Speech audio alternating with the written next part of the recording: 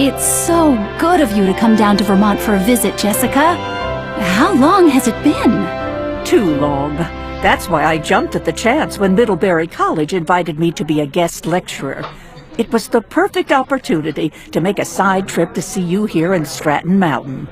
I'm so glad you came. Forgive me, Maria, but you seem very tired. Is everything all right? Well, things have been difficult lately, for the business. Your maple syrup sugar bush? How so? A month ago, I had to fire one of my employees. I found out that he'd been stealing from the till, and I haven't found anyone to replace him yet. And to make matters worse, I'm being pressured to sell the business. Really? To whom? A company called Nature's Gift Foods. They've been buying up other maple syrup producers in the area, and now they have their sights set on Maple Hill. Why? What are they doing? Flooding the market with syrup. They have such a lock on production in this area now that it's a virtual monopoly. It's getting harder and harder to compete with that. Maybe this wasn't such a good time to visit after all. I don't want to impose on your hospitality when you have so much going on. Far from it. It's such a relief to have you here to talk to. I'm heading over to Maple Hill now. Would you like to come along and see it?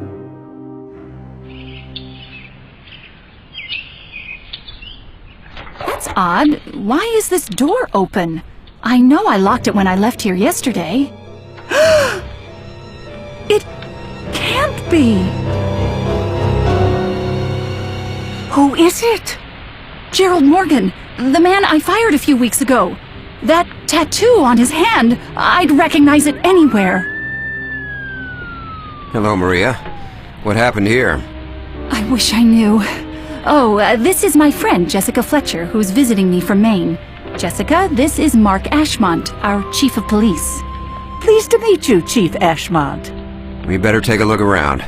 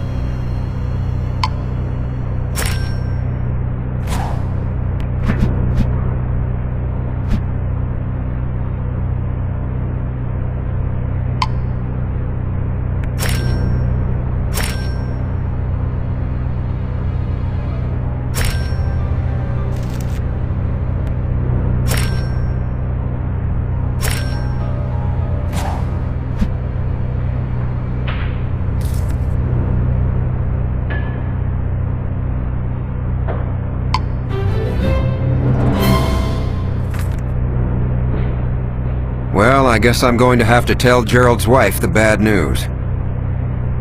Do you mind if I come along, Chief? That'd be all right. You can give me your statement at the station afterwards. Something's wrong. Something's happened to Gerald, hasn't it? I'm sorry, Sally. Your husband has been murdered. I knew it. The look on your face. Where did you find him? In the sugar house at Maple Hill Sugar Bush. Have any idea why Gerald would have gone there last night? No. But come to think of it, I did find a strange note in the pocket of his spare coat. Oh, it's around here somewhere. Would you mind excusing me? I need to collect myself. Of course.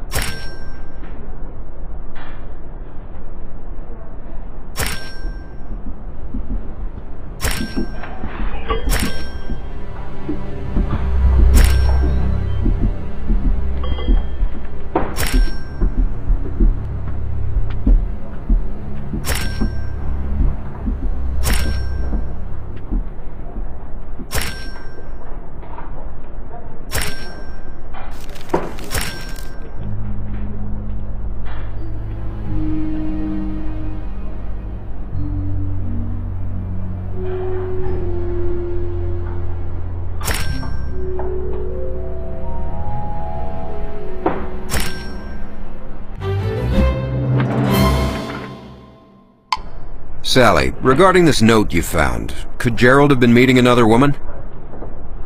Really, Mark? Everything was perfectly fine between Gerald and me. Sorry, I had to ask the question. Sally, was Gerald particularly bitter about being fired by Maria? No, not really. His new job had better hours and better pay. The next person who needs to be notified of Gerald's death is his boss. Who was his new employer? That would be Joanne Marshall, one of the vice presidents of Nature's Gift Foods. It's as good an opportunity as any for me to see what Maria's competition looks like. Good morning, Chief. My receptionist said you needed to speak to me. Yes, I do. This is Mrs. Fletcher, who's been kind enough to accompany me today. Ma'am, I'm here to inform you that one of your employees, Gerald Morgan, was found dead this morning. That's very unfortunate. Gerald was a model employee. He'll be missed. Could you excuse me for just a moment? Sure. Mrs. Fletcher, I don't like that look. What are you thinking? Oh, nothing really.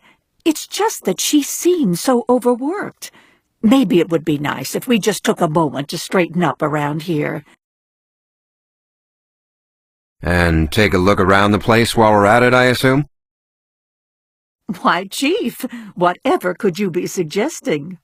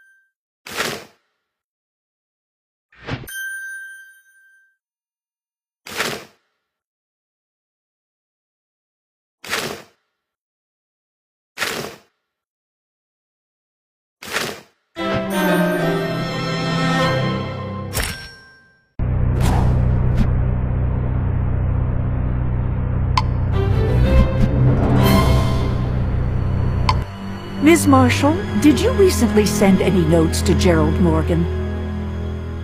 Notes? No, of course not. Are you sure? Because this note that Ms. Morgan found in her husband's coat pocket was torn from a notepad here in your office. I don't know the first thing about it. My office is always open, and I'm in and out of meetings all day. In fact, I'm late for one now. Do excuse me. Everything about Nature's Gift Food seems very businesslike and efficient, including Ms. Marshall's response to the news of Gerald's death. Maybe the Nature Gift Food syrup bottle we found near Gerald's body will provide some more information. Care to join me back at the station? I'd be delighted. Chief, have you had a chance to look at the contents of the syrup bottle found at the crime scene? No, but wouldn't it contain maple syrup? Maybe or maybe not. Come again? Why would anyone bother to bring along a bottle of Nature's Gift Foods maple syrup if, in fact, all it contained was syrup? I see your point. Chief, we found the victim's car. It was about a quarter-mile from Maple Hill. Good work. I put everything we found in the car in the same box as the Maple Hill evidence.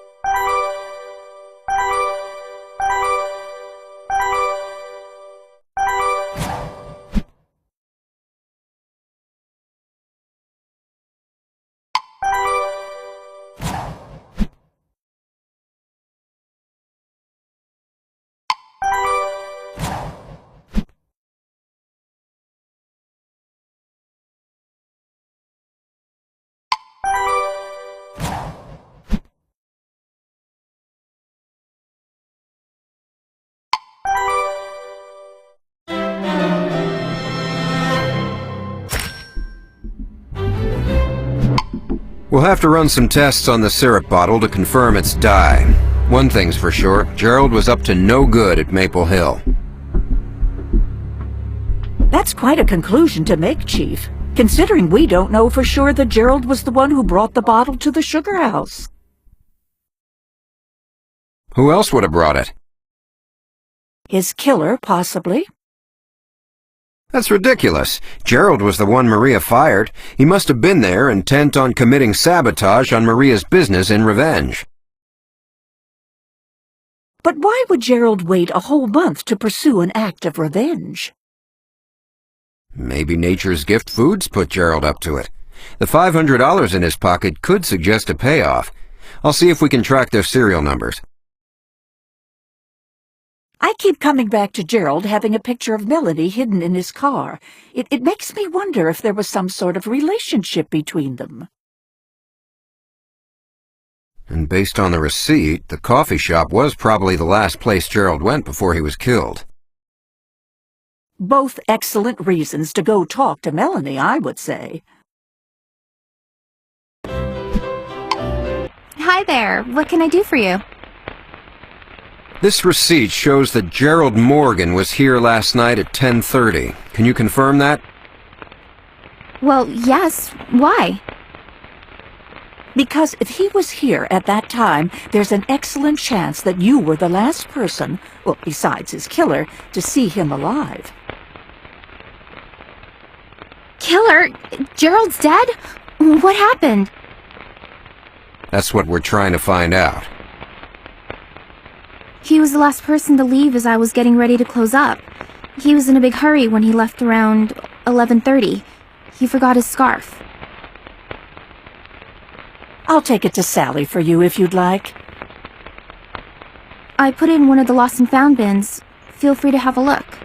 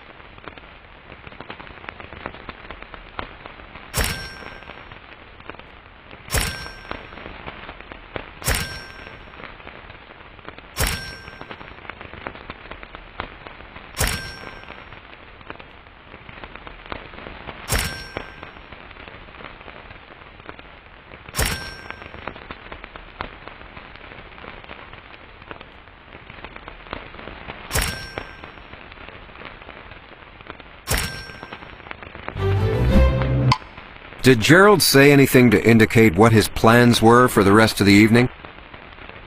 No, he didn't. Melanie, do you have any idea why Gerald would have a picture of you in his car? He did? No, I don't. I'm just wondering if his having your picture and the fact that he was lingering here until he was the only customer left has any significance. Look, I don't know anything about what happened at Maple Hill, but I guess I should tell you that Gerald and I were having an affair. He came by the coffee shop last night to break it off. Why did he do that? I was impatient because Gerald hadn't left Sally yet. So last week I gave him an ultimatum. He had to tell Sally he wanted a divorce or we were through. Gerald picked the second option. I have a new idea about who killed Gerald. Mind coming back to Maple Hill with me, Mrs. Fletcher? Of course.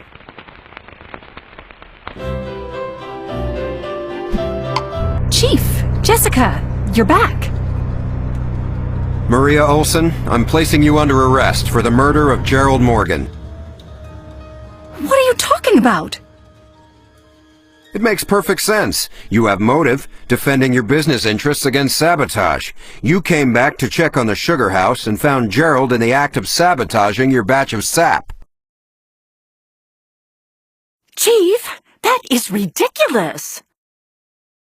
After Gerald broke in through the window, he must have attacked Maria when she came in, so she was forced to kill him in self-defense. I can't believe I'm hearing this! I'm not very impressed with your line of reasoning, Chief. I mean, for starters, there's your assumption that it was Gerald who broke in. How else could he have gotten inside? Maybe with the key that was found near his body, the one that Maria didn't recognize as being her own. Gerald could have borrowed one of the keys and had a duplicate made. That must be why I never caught Gerald in the act of stealing. He was using his duplicate key to get in after hours. Maria, we'd like to bring in all of your maple syrup bottles, just to make sure they haven't been tampered with. Sure.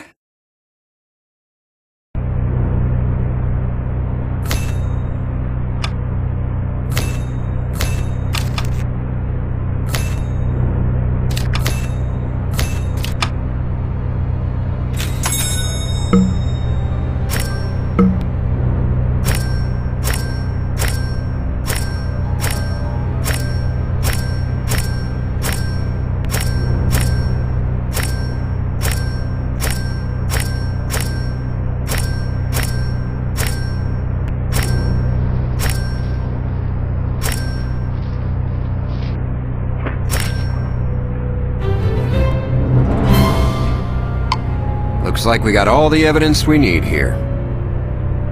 You know, the discovery about the key brings up a new question.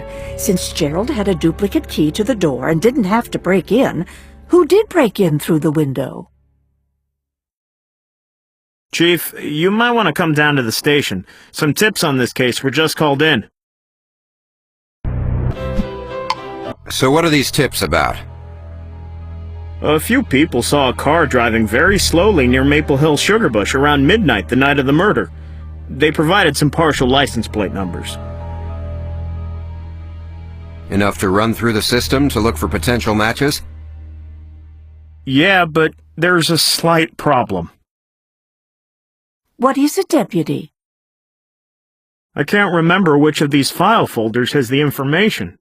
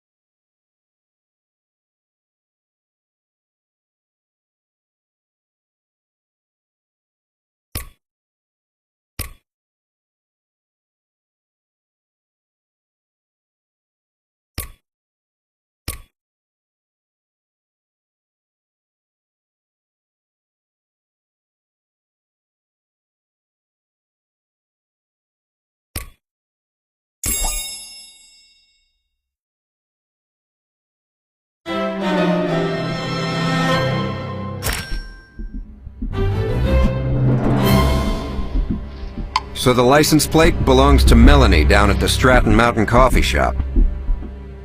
I wonder what she was doing in the neighborhood of Maple Hill at that hour. Isn't it obvious?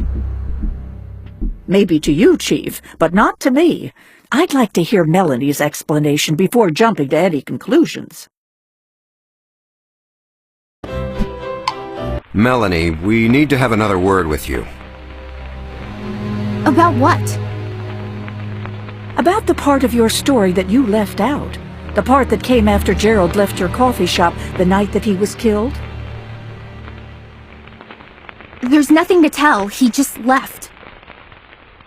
Then why was your car spotted in the neighborhood of Maple Hill around the time that he was killed? Okay, after Gerald walked out, I regretted what I'd done.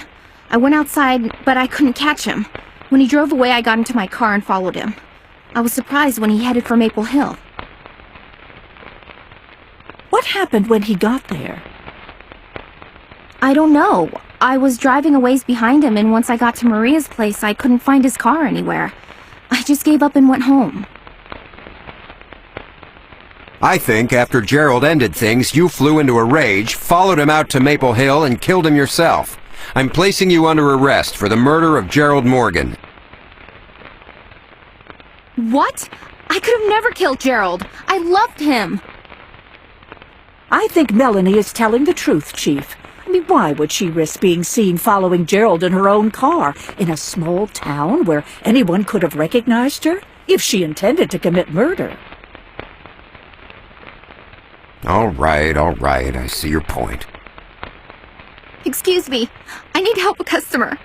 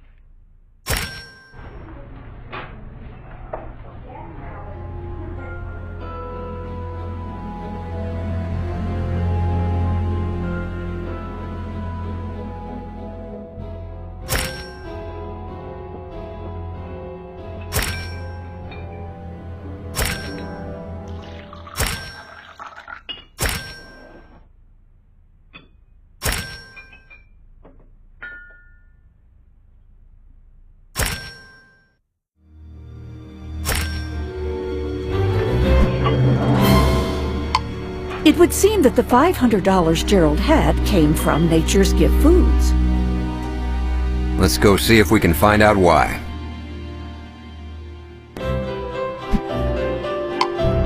Hello again, Chief. Mrs. Fletcher, what can I do for you?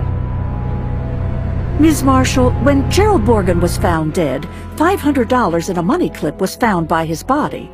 I suspect that the money may have come from you. You have no proof of that. We may, if the serial numbers on the bills can be traced back to a delivery of cash from the bank to your office. I will admit, in the course of my early career, I did some things I'm not exactly proud of to get ahead. Gerald was a charismatic fellow, and he charmed his way past my receptionist to get into my office. He found some papers of mine and threatened to turn them over to my boss. So the $500 was a payoff. If that's what you want to call it, yes.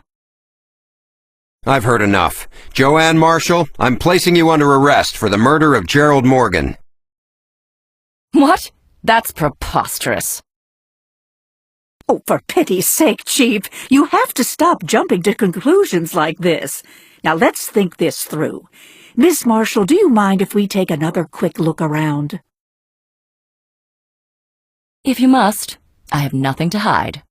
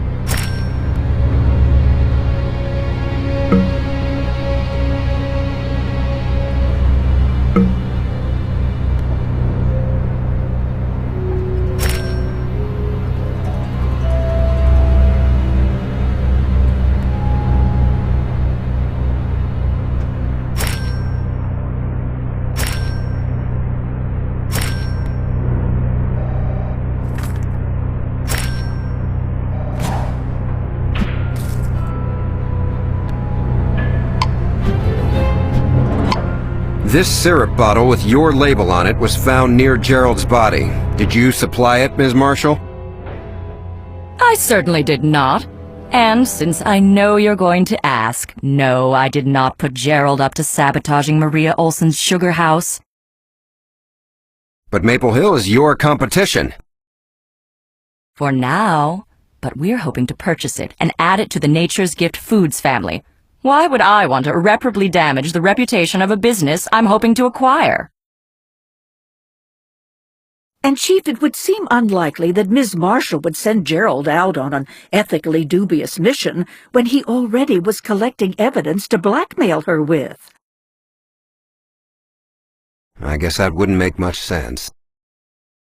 Ms. Marshall, do you use red food dye in any of your products? Sure, we use it in some of our processed maple candies. So it's entirely possible that Gerald took the dye for himself. I can assure you that I had nothing to do with it. Now, if you'll excuse me, I have a meeting with a supplier. I wonder if this letter opener we found was used to force the window open at the sugar house. Let's head back to Maple Hill and find out for sure. I just checked, and the scratch marks on the windowsill don't match the letter opener.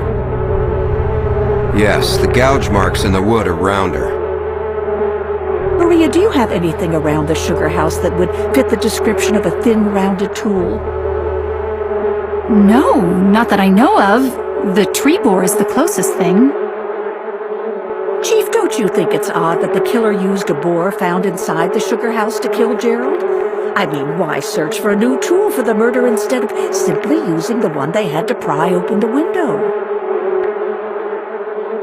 There's getting to be entirely too many dead ends in this case. Let's double check and see if we missed anything here at the crime scene.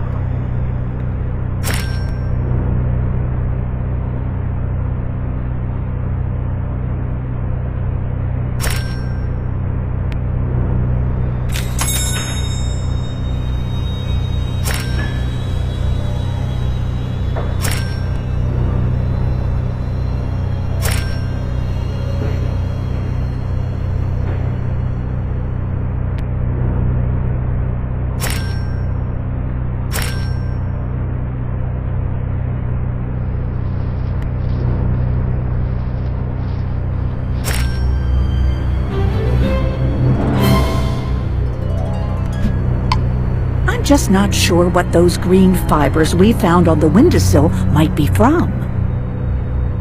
I have no idea. Let's head back to the station. Maybe my deputies made some progress on that dye. Chief, I have good news and bad news. What's the bad news? The bills found in the money clip at the crime scene can't be traced. Swell. How about the good news? We're just about to do the final tests on that dye in the syrup bottle found at the sugar house.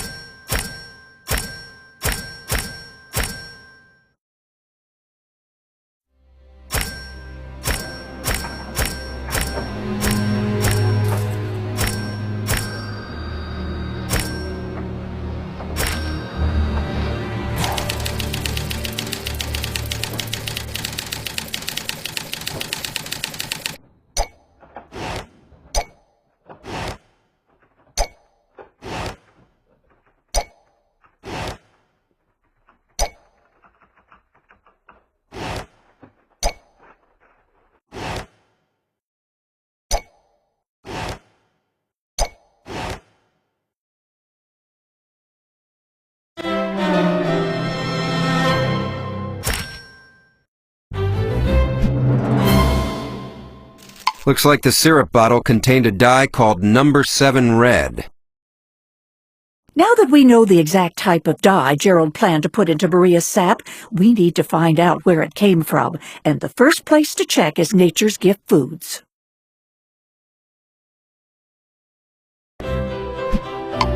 Chief, Mrs. Fletcher, what brings you back here? Do you use number 7 red dye to color any of the foods you produce in this plant?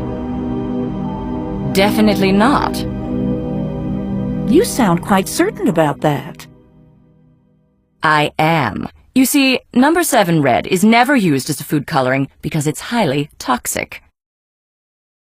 I'd like to take another look around to confirm that. Certainly.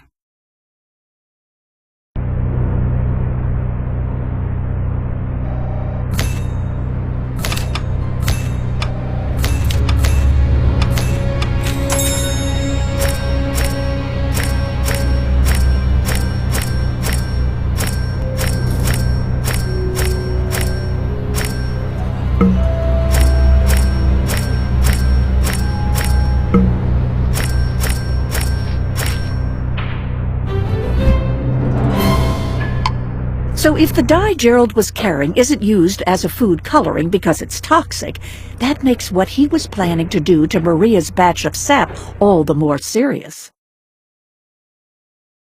But it also seems to rule out Nature's Gift Foods as its source. Well, back to the station. And back to square one. It's going to take forever to find out what the source of that dye was. I'm afraid so. Hello, Mark. I'm here to collect Gerald's belongings. Of course, Sally. I'll have someone bring the box to your car while you're filling out the yellow release forms. Mrs. Morgan, I nearly forgot. A friend had this scarf of Gerald's, and I offered to return it to you. Oh, thank you, Mrs. Fletcher. I hand-knit that scarf for Gerald last Christmas.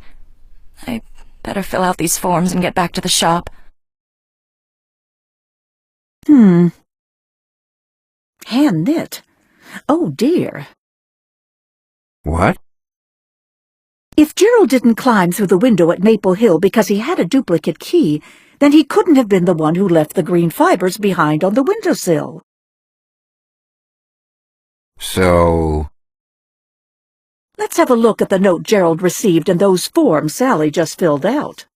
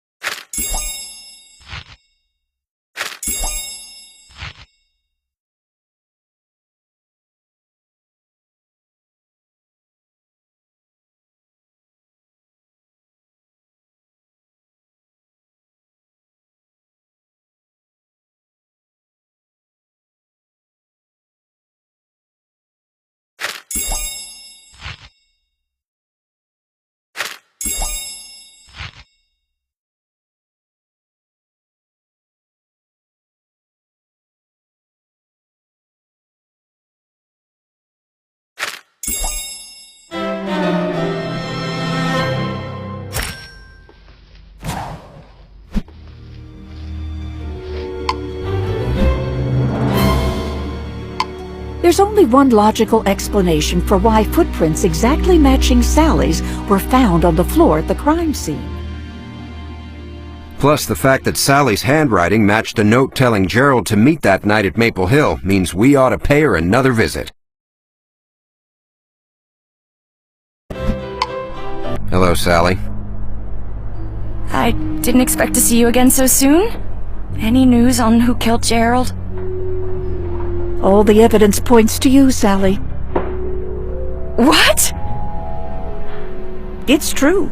You knew about the affair your husband was having with Melanie Young and laid a careful plan to exact your revenge. You're saying I lured my husband to Maple Hill and killed him? In so many words, yes. You paid a visit to Gerald at Nature's Gift Foods and scribbled the note promising a reward if Gerald would sabotage Maple Hill. Then you left the note and the syrup bottle containing dye, likely yarn dye from this shop, for him to find. That night, Gerald went to the sugar house, but you'd gotten there first. You used a steel knitting needle to pry open the window and get inside to wait for him. But a knitting needle is not a good stabbing weapon, so you used the tree boar instead. Not only did it make a better weapon, but it would cast suspicion on Maria as the killer. This is ridiculous speculation. I have better things to do than listen to your silly stories. Now, if you'll excuse me.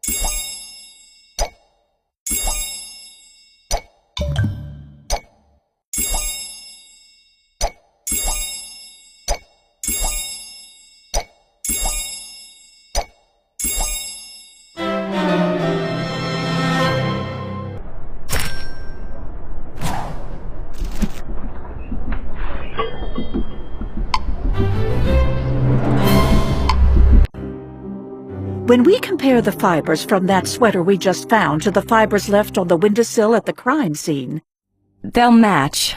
I'll save you the trouble. Sally, why would you want to kill Gerald? Because when I found out he was cheating on me with Melanie, I was furious. How did you find out? One evening, I was alone. Gerald was working late again, or so he said, so I decided to go out for coffee. At one point, I went to use the powder room, and I passed Melanie's office. The door was slightly ajar, and I saw the two of them together. You didn't confront them? I almost did, but then I thought of a better plan. One that would allow me to get even with Gerald. I set him up to break into Maple Hill and photograph him in the act of tampering with Maria's equipment. To get him fired from his new job? But when he arrived, I couldn't help but confront him about his affair. And he laughed at me. He turned to go and I lost it. I grabbed the maple board and I rammed it in his back. Sally, I'm placing you under arrest for the murder of your husband. And this time I'm not jumping to any conclusions, right, Mrs. Fletcher? Right, Chief. Jess, as a thank you, I'll treat you to the most decadent coffee beverage on the menu. That's very kind, Maria, but I think I'd be happiest with a simple cup of tea. Suit yourself. A double-shot mocha latte for me. Have you made any decisions about what you're going to do now? Well, this year's batch of maple sap has been ruined. After having a dead body soaking in it, I certainly can't use it to make syrup. I should say not. But I'm optimistic. My insurance should cover the loss, and Joanne Marshall and I have started new negotiations. Really? Yep, Nature's Gift Foods has a new offer on the table, allowing me to operate Maple Hill as an independent subsidiary. That sounds like it will benefit both of you very well. To sweet success. Hear, hear.